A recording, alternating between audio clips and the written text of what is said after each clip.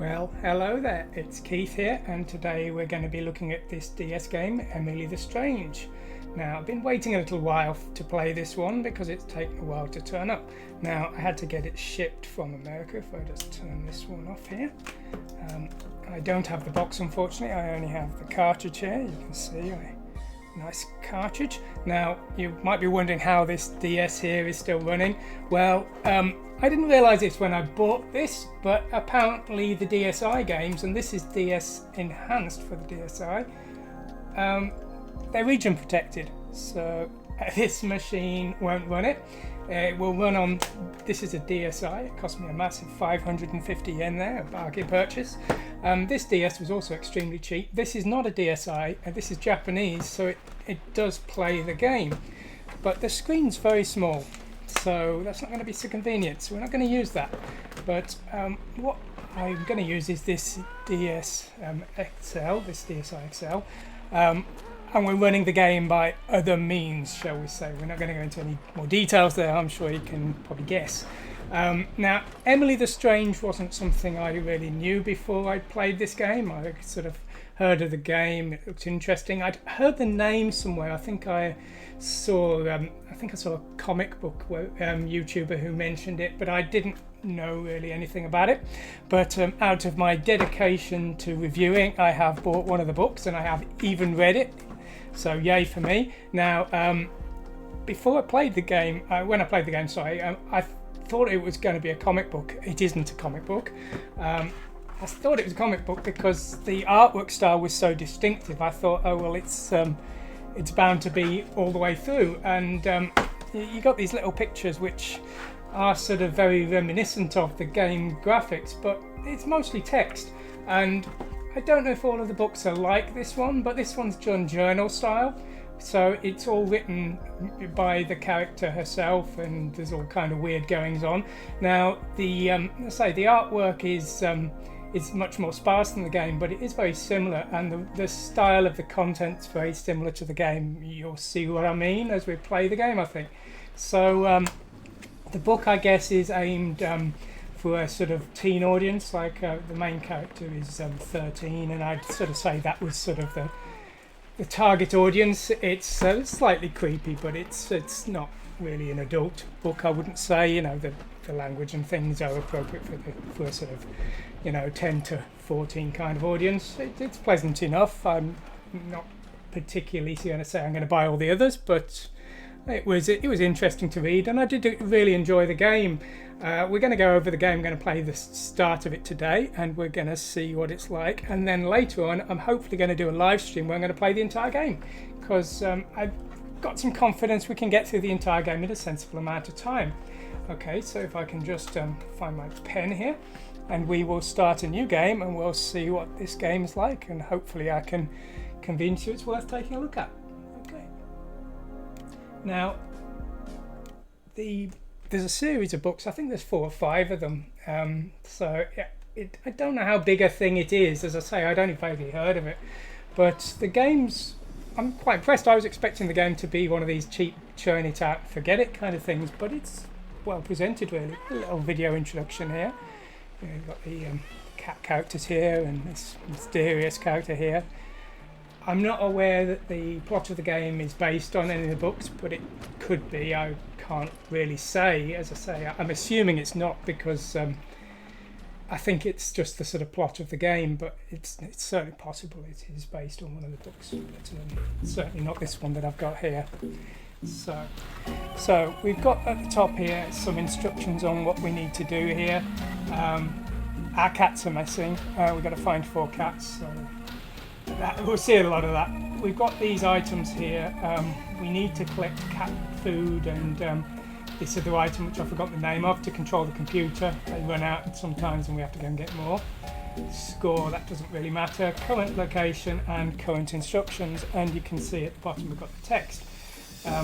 The text sort of follows all the way through, and as I say, the style of the text is very much in keeping with the book, and the style of the graphics and what you see in the game is again very similar to what's mentioned in the book. You got items that are matching both, and even things that I'm not aware are mentioned in the book that are in the game. It's all very in keeping with the style of the book.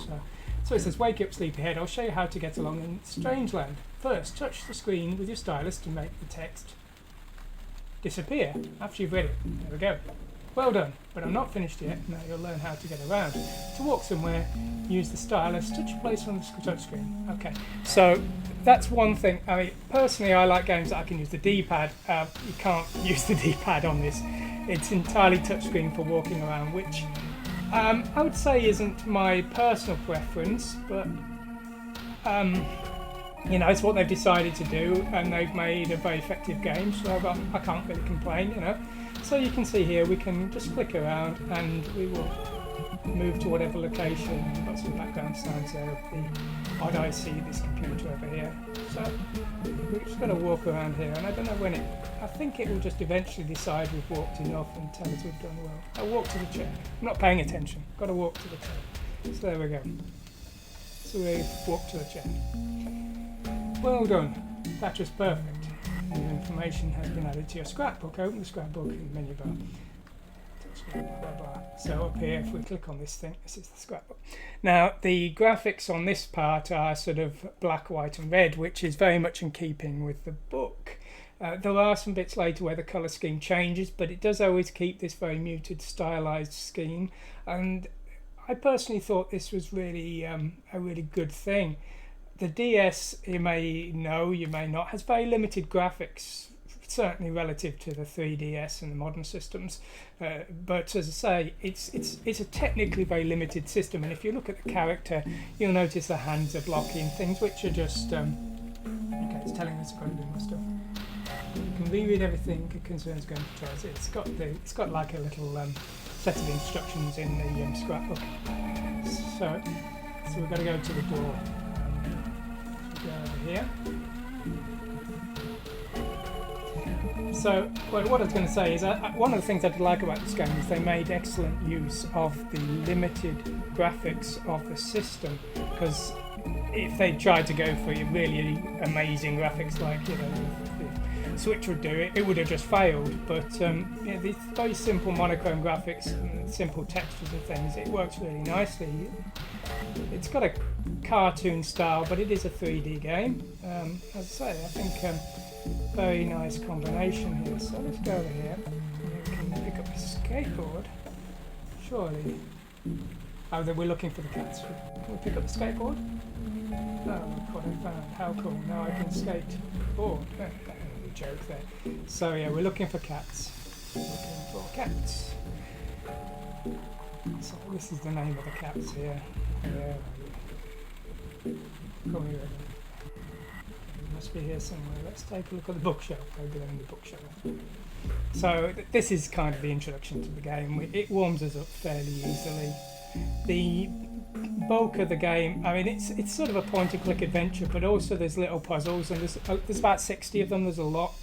So the puzzles vary wildly. You've got a Sudoku game later on, and a Picross game, and also, as I say, various. Some of them are numbers. Some are just simple point-click and drag type DS games, but a good variety. Some of them are a bit comically easily, to the point where I nearly thought I was doing the wrong thing, because it just seemed obvious. There's one way you have to drag the moon down, and that's it, and it didn't really feel like a puzzle at all. But let's say, I mean, apart from that, I think it was, you know, the games, a lot of them are quite enjoyable.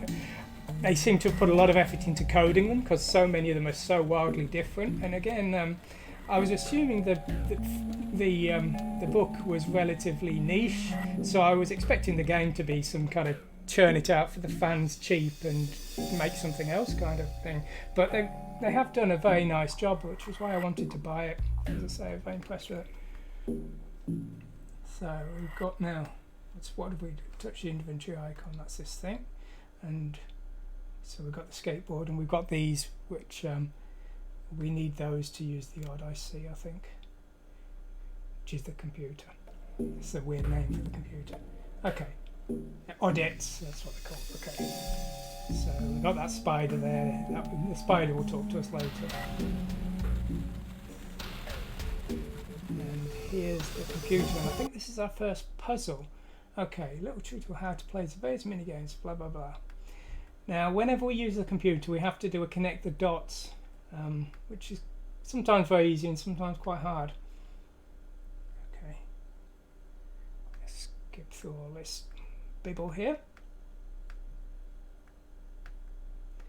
I don't need all this. Come on, blah blah blah blah. Dotty dots. So we play this one quite a lot. Okay. So let's have a look. So it looks like a cat to me. So I'm drawing this line here. Now, on this game, if we actually get it wrong, when we click the tick, it will show us the correct answer. So we just need to remember it if we did get it wrong for next time. Now, the problem is every time we play this, we use one of the oddettes, and if we run out, we are going to have to play a different game to collect more. So there we go, I did that all right. So we get the success screen there, and that's us allowed to use the computer here. It's like a computer but much stranger. So we've got this question mark, and I think that's what we need to use here. And now it's showing us some video footage of the cameras, the cat's getting catnapped. Mystery, oh no, they've been stolen. Each must have his lock picking tools. So, okay, what's that? Oh, okay, so we're going to move all these pieces to the right position, but they will lock when we do. So let's see, is that a corner piece? Maybe not. Does that go up there perhaps?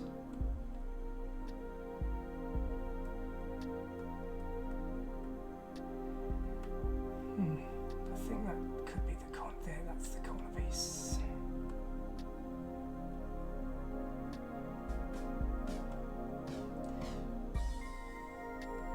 That one goes down there. So I don't know if you can tell, but they're actually locking in position once you find the right place for them.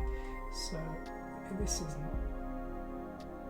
is a sort of patience one. A lot of them are pretty straightforward. You know, there's not really many that are massively difficult unless you really can't wait it out, if you see what I mean.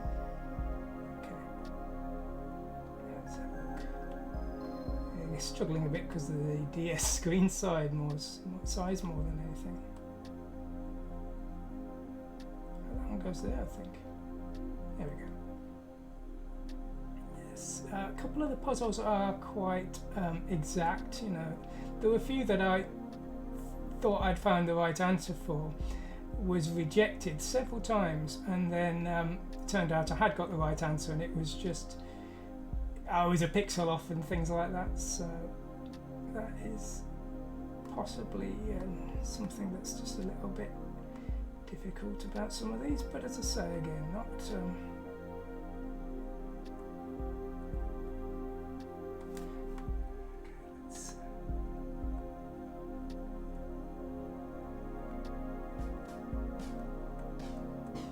that one's in the wrong place, that's why I'm messing up. That's that one.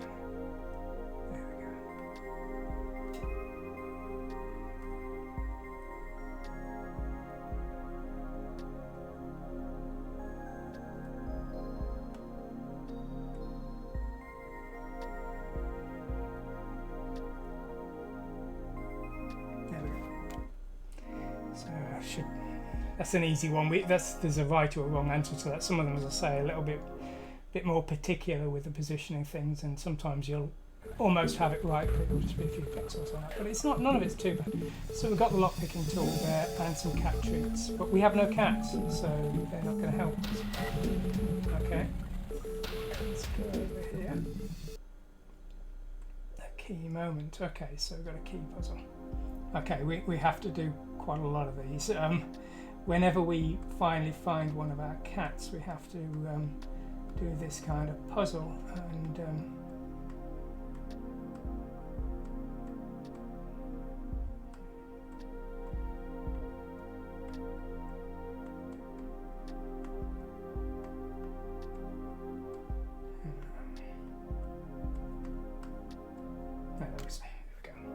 They're not too hard. let's get out of here.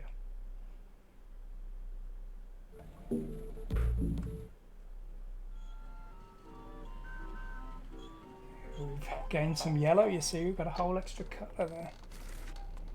Okay.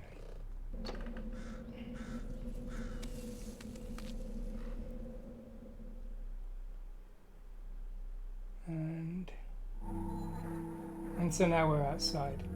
So the game's relatively big. There's there's probably about 24 screens or more. I've not really added them up, but there's a lot of different scenes. I wasn't sure when I first started if it wasn't going to be really, really tiny, but it's got actually a lot of different stages.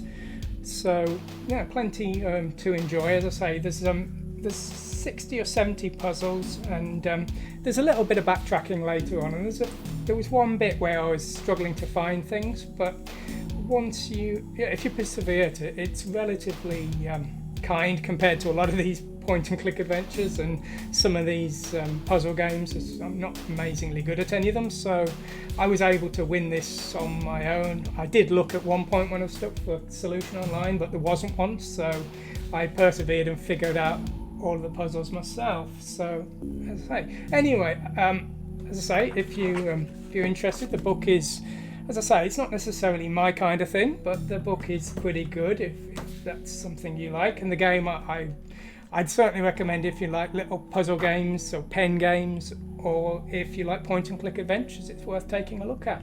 So anyway, that's all we're going to do today. I'm going to be doing a live stream in about a week's time. I'm going to hopefully play this from start to finish live. So if you want to see the complete playthrough, please take a look for that on my channel, because hopefully we'll get all the way through the game, and I've been writing a complete walkthrough, a text file, which I'm gonna sort of link in there, because as I say, I couldn't find one. So if you're stuck on the game, hopefully that'll help you out. Anyway, I hope you've enjoyed this today. Thanks for watching, and goodbye.